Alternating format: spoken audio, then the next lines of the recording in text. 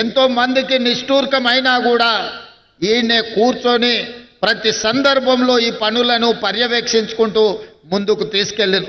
వారితో పాటు ఆర్థిక మంత్రి గారు కూడా మిగతా సందర్భాలలో వారు కొంచెము ఖజానాకు గట్టిగా ఇట్లా పిడికిట్లో పట్టుకుంటారు. ఈ విషయంలో మాత్రం అడిగిన వెంటనే ఎంత కావాలంటే అంత, అవసరమైతే ఇంకేమైనా కావాలన్నా తీసుకోండి, ఎట్టి పరిస్థితుల్లో జనవరి 28 తారీఖు లోపల అన్ని పనులను పూర్తి చేయాలని పెద్ద మనసుతోని ఖజానాలో నుంచి నిధులిచ్చి ఈరోజు ఈ అద్భుతమైన సన్నివేశానికి సహకరించినందుకు వారికి కూడా నేను ప్రత్యేకమైన కృతజ్ఞతలు తెలియజేస్తున్నా. మిత్రులారా, ప్రతి మనిషి 50 ఏళ్ళలో 60 ఏళ్ళలో 100 ఏళ్ళలో జీవిస్తాడు. కానీ అతను మరణించిన రోజు అతని కుటుంబ సభ్యులు కానీ అతనికి తెలిసిన వాళ్ళు కానీ అతని జీవిత కాలంలో ఏమైనా ప్రజలకు ఉపయోగపడే పని చేసిండా అని వెనుదిరిగి చూసుకుంటే చాలామంది జీవితాలలో శూన్యం కనిపిస్తుంది. కానీ నాకు ఒకవేళ ఏ రోజైనా మరణం అంటూ వస్తే ఆ రోజు వెనక్కి తిరిగి చూసుకున్నప్పుడు సమ్మక్క సారలమ్మ జాతరకు అద్భుతమైన ఏర్పాట్లు చేసి గిరిజనులకే కాదు గిరిజనేతర సోదరులకు కూడా ఒక మంచి పుణ్యక్షేత్రాన్ని అందించిన అనే సంతృప్తి మిగులుతుంది. ఇది అరుదైన అవకాశం.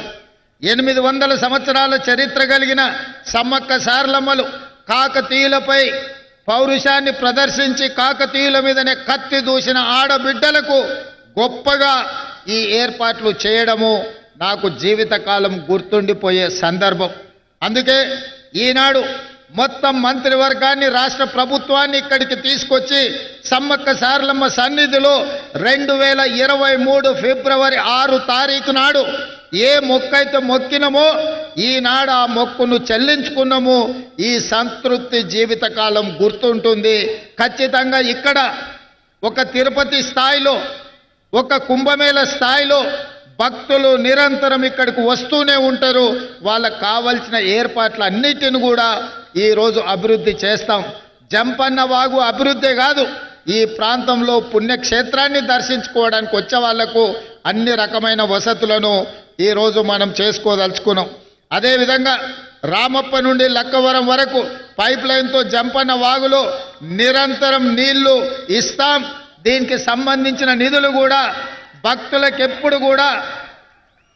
భక్తులకు స్నానాలు చేయడానికి పవిత్ర స్నానం చేసి సమ్మక్క సారలమ్మను సందర్శించుకోవడానికి అవసరమైన నీళ్లను రామప్ప లక్కవరం చెరువు నుంచి ఇక్కడి వరకు పైప్ లైన్ వేసి శాశ్వతంగా నీటి సమస్యను కూడా ఈరోజు మనము ఏర్పాటు చేయాలని అనుకుంటున్నాం. అందుకే మిత్రులారా, ఎవరేమనుకున్నా నాకేమి బాధ లేదు. ఒక మంచి పని చేసినప్పుడు మిగిలే సంతృప్తి అన్నిటికంటే మించింది. అందుకే ఈనాడు ఇంత ఆలస్యమైన వేలాది మంది ఈరోజు ఇక్కడ ఎదురు చూస్తున్నారు అని అంటే ఒక మంచి పని చేసినందుకు మీరందరూ ఆశీర్వదించడానికి వచ్చిండ్రు అని నేను భావిస్తున్నా. రేపు ఉదయం సమ్మక్క సారలమ్మ గుడిని ప్రారంభించుకొని భక్తులకు అంకితం చేస్తాం. ఇంకా ఉన్న పనులన్నిటిని కూడా తొందరలోనే పూర్తి చేసి నిరంతరం ప్రతి సంవత్సరం ఇక్కడికి కోట్లాది మంది భక్తులు వచ్చే విధంగా ఈ ప్రాంతాన్ని అభివృద్ధి చేస్తాం. తప్పకుండా మా గిరిజన అదేవిధంగా ఆదివాసీ శాసనసభ్యులతో పాటు గిరిజనేతర మంత్రులందరూ కూడా ఈనాడు సమ్మక్క సారలమ్మ పౌరుషాన్ని నింపుకొని ప్రజా పాలనను పేదలకు అందించి పేదలను ఆదుకునే సంక్షేమ అభివృద్ధిని ఈ రాష్ట్రాన్ని ముందు బాగానే ఉండి నడిపిస్తున్నందుకు వారందరికీ మనస్ఫూర్తిగా ధన్యవాదాలు తెలియజేస్తూ, ఇంత ఆలస్యమైన ఇన్ని వేలాది మంది ఇక్కడ ఉండి అదేవిధంగా మా ఆదివాసీ కళాకారులందరూ కూడా మమ్మల్ని అందరినీ వాళ్ళ నైపుణ్యాన్ని ప్రదర్శించినందుకు కళాకారులను కూడా మనస్ఫూర్తిగా అభినందిస్తూ మీ అందరి దగ్గర సెలవు తీసుకుంటున్న ధన్యవాదాలు మిత్రులారా.